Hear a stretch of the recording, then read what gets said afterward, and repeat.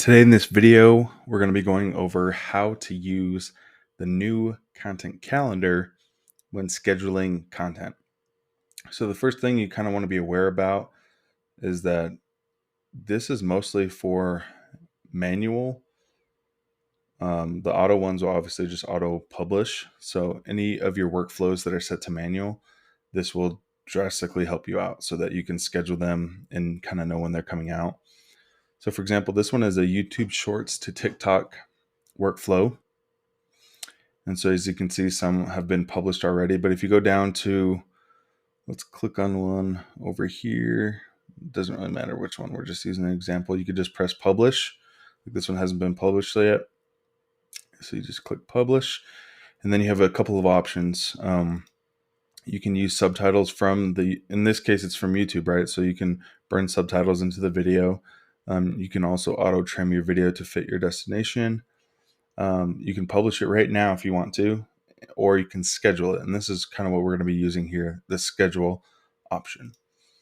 And when you click schedule, you can click the day. So for example, I could click it later today, and you just have to kind of change the time so that it's consistent, right? So if I wanted to schedule it for like Friday, I could just say at 12 p.m. How about that? 12. Okay. So it's on the 20th of January, and this is my Mountain Standard Time, and then you just do set schedule. I want to make sure that you press schedule now. Now, when you go into the calendar options, you should be able to see where you scheduled your video.